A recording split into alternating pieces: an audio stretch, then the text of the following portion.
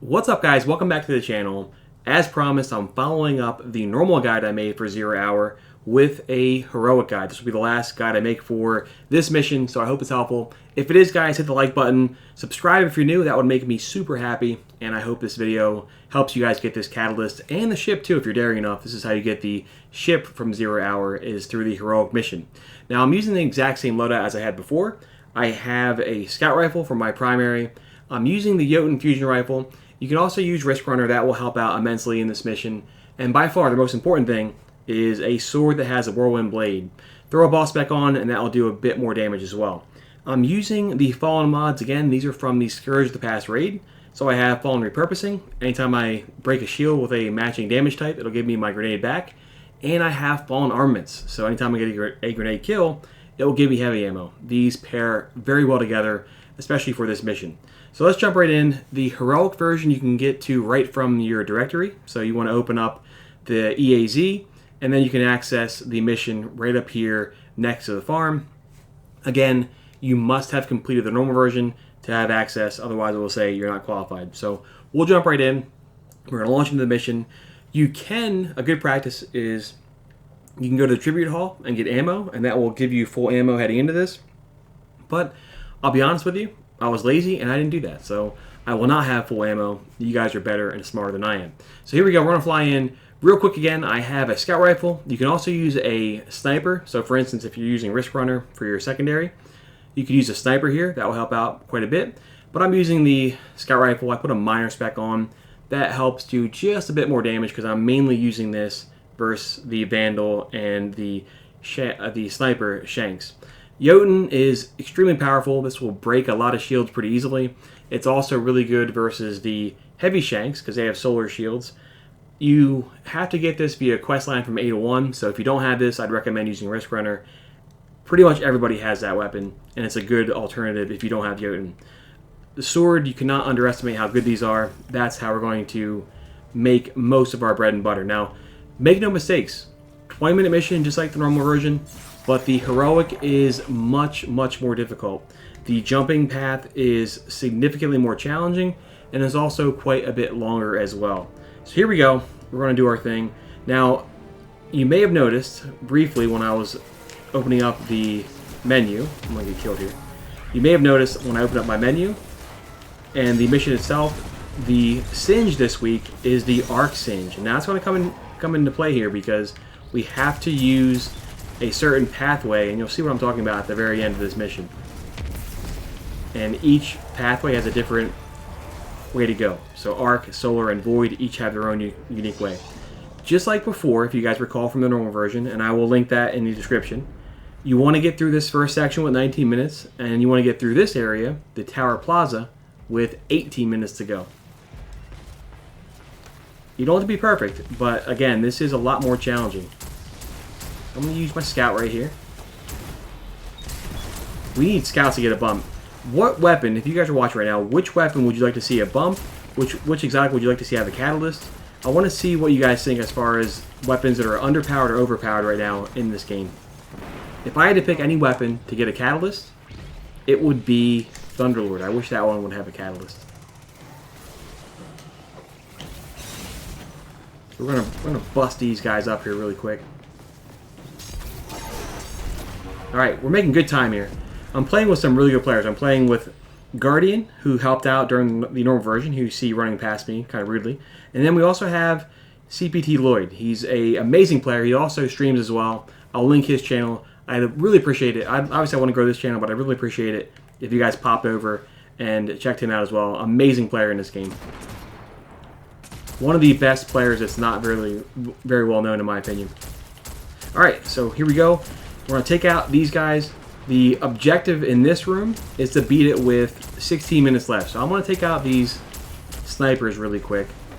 I know a scout rifle is not the best thing to use overall in this mission, but it does make a difference. You can see those Vandals cheering that they took down my champion, Lloyd, but they're taken out. That'll make things quite a bit easier for us as we go forward here. I'm going to use Jotun just to clear out these guys a little bit faster. And we'll take him out. I use Marksman's Dodge. I find that to be more useful overall, but teach their own. Oh, I missed him. These servitors can be kind of tricky, especially if they buddy up and they tether each other, because that can really make things unfortunate for your team. Alright, we tether this guy.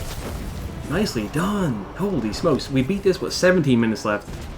If you do that, you're flying, because it is hard to beat that room. Let's throw a grenade. Hopefully I get a kill. There we go. The fallen mods are so good. The only one I'm missing is the fallen barrier mod, and that's really good. But I did hear, I've heard conflicting reports, and hopefully you guys, if you're listening, can help people out in the comments and help me out. Are the fallen mods, are the hive mods, are they going away next season? Are they being sunset when Beyond Light comes out? Because I've heard that yes they are. I've heard that Taken mods are staying, but the other ones are going. I'm really curious if there's any concrete information. If someone could provide that, that would be tremendously helpful for myself and for anybody else who's watching. Alright, so we're flying right now. We're doing pretty good. I want to try to get ahead, because pretty soon you'll see where the jumping path changes versus the normal version. And these guys are just bodying everybody.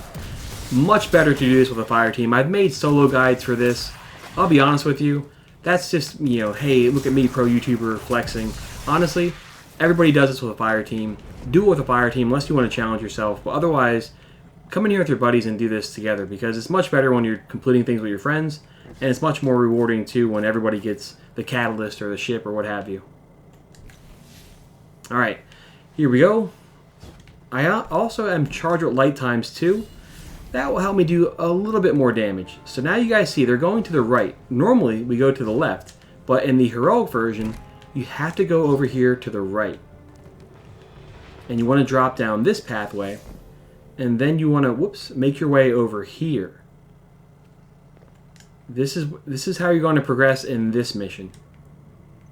So I'm going to drop down. You guys saw where Guardian went. He went over to that side and hit a switch down in there. And then he doubled back and went this way. So that's how you want to do it. You want to go the way that I went, and then go the direction where I pointed in. I'm not going to go over there myself. There's a switch you have to hit, and then you want to make your way back over here. So this is where you can kind of get spun around a little bit. But as long as the plate for number 3 goes up, that's the right one. That's how you go in this, because there's 1, 2, 3, and 4. You want to make sure number 3 goes up, and then you want to go up this way. These jumps are kind of hard on the hunter. I don't know if maybe I'm just bad, but these jumps I find to be pretty challenging, especially when you make a mistake like me. Holy smokes. All right, well, we push forward. You don't have to be perfect. You just have to be not embarrassing. Sometimes I used to switch to Stompies on these because it gave me some trouble, but I found that overall, Stompies messed me up in this. All right, so now we're going to go this way. We're going to go through here. And you can see I have some platforms there now. Whoever's first on your team, they can hit those switches, and that will bring up these platforms, and it'll make the jumps a lot easier for the person behind you. In this case, me, dead last in my own video. RIP. Okay, there's a switch right there you guys saw right there. I could activate it. So now we're going to keep going. We're dropping down. And this is the most challenging part for this jumping puzzle. I find it to be this wall. This will give people issues. Again, on the hunter, you can use Stompies here, but for me at least, they really mess me up. I find I can make these jumps with more precision using anything but Stompies. The Warlock and the Titan have a bit easier on this area, scaling this wall. Not for the faint of heart. Thank goodness I mantled there. Alright, so now that we're up here, we're going to jump over to this conveniently placed thing. And we're going to jump over to this section right here. Now, when you get to that, you have to be pretty quick, because that will fall. Like that platform does drop on you. So you have to kind of make your next jump really fast. Here, we're going to do a 90-degree turn. And once this comes up, you can just run across and jump to these. Again, this is challenging, and I blew it. God dang it, Josie. Well, I kind of embarrassed myself there, because I was saying one thing and I completely messed up. The worst part is when you die out there, it respawns you way back here. So I'm going to say that I did that on purpose. Number one, to illustrate what not to do. And number two, to say how detrimental it can be to your run when you mess up on this section right here. No, I actually just made a mistake and I wasn't being accountable. So anyway, let's keep going here. You don't have to be perfect. You just can't make a lot of mistakes. So we're going to keep going. We're going to keep jumping. We're going to push forward. Alright, so same thing. We're going to make this jump. Next, we're going to make this long jump onto this platform and then really quickly jump up to here. So a lot of precision involved in this outside section, particularly on the hunter. Okay, we're going to do the same thing. See here, I went a little bit too slow and I messed up. Alright, I'm outside. Now we want to jump around to this area, make our way up again, and then up one more section. So I'm jumping out and then just jumping upwards. Again, this is a tough section. This is what gives people the most issues, myself included, as you guys could see. So once you go through here, you're going to slide down this long vent. I'm actually holding backwards right now on the analog stick to slow myself down just a little bit, because if you go too fast, you'll smash into that wall and your ghost will have to res you. Okay, so we're making our way upwards. God dang it, Josie. Messed up again. Misadventure. Yeah, I'm misadventuring a lot. Let's respawn. Hopefully it didn't send me all the way back up to the top. It did. The respawns in this can be, and same thing with Whisper as well. The respawns here can be kind of bizarre. Like sometimes in Whisper, I'll be farming Catalyst in the Thrall room in the very bottom of the green room. And if you die there, sometimes it sends you all the way back to the very beginning of the Lost Sector. So same thing applies here. The respawns can be kind of bizarre. Alright, so now that I made it through there successfully, somehow, now we're actually in the fan section. So this looks familiar from the original, from the normal version. We've now gone the separate pathway and we've ended up here. But you can see, this is a lot more difficult because that outside jumping part's tough. It's much longer, and it's very easy to kind of get into a death spiral like you saw happen to me there a few times. But no matter what, we got through. And we're going to make our way this way. We had the platforms available because because Guardian hit that switch for us. I'm going to go this way just because it's a little bit faster, and I want to try to redeem myself, making some tough jumps. And we're going to jump across here. So pretty soon, we're going to be in the robot's domain. Trevor, we're going to be in his domain again. And I'm going to look really quick at the map to see exactly which switches have been hit and which ones haven't been hit. Just as a friendly reminder, the door is open. That is green, so the door is open. All I have to do is navigate past the death robot, which is easier said than done. But just as a reminder, if you get down here first, you want to go to the left first and get these switches on the left, and then you want to go across the middle gap, and I'll show you guys that middle gap when we get over here. So you hit these two switches first. I don't know where this robot is. I'm kind of scared. Once you get the two on the left, you then go across this area and go to the right. Now the scary part for me is this door is on a timer. So there's a chance that this door will be closed on me. It renders my video completely messed up, and I'm embarrassed. But this time I'm lucky, the door is still open. That door will stay open for a certain amount of time. Okay, now we're going to make our way up. You can scale this wall by jumping back and forth. The hunters can do it without the stompies. Titans can do it without lion rampants. It does save you a little bit of time. But if you mess up and fall to the bottom, it wastes a lot of time. So I'll be honest with you, a lot of times I just come in here and I ride the elevator up. It's not quite as fast, but it gives me a chance to take a breather. Okay, so now that we're down here, we're going to slide down this. I'm jumping backwards again just to prevent myself from dying there. Here we get down to the section of the floor that is different than the normal version. In normal, you just run across this and you're fine. Here, I think I'm safe because your teammate can hit a switch for you. If not, we'll see in a second because it'll kill me. But here, the floor will be not electrified, but it'll light on fire. If you don't run across this in a certain pathway, it'll kill you. Once you get across, your teammate can hit this switch and that will turn it off, which is what my teammate did. But you want to make sure that you're looking at whatever singe it is and then following the right pathway. So I'll make sure I link in the description a link that shows you what the pathway for arc, what the pathway for solar, and what the pathway for void is. Really easy to search anyway, but I'll link it in the description so you guys can see. So here we go. We're at the boss fight. These guys are already fighting down here, so we'll see how far they've gotten. But you can tell though, it'll take some practice to get done that jumping part. It's a lot more difficult. Okay, so it looks like the servitors are already down. They killed both servitors. And it seems like they're already at the point now where the tanks have spawned in. So I'm here just in time to help out, to contribute. I don't know if we're going to be able to beat this with more than 5 minutes left. Again, if you beat it with 5 minutes left, you do get the really cool ship.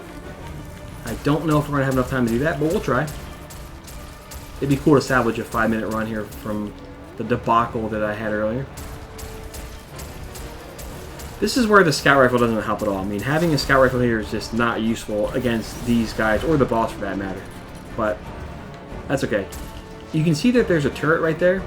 Those are the only enemies in this mission that you don't have to kill in order to beat it.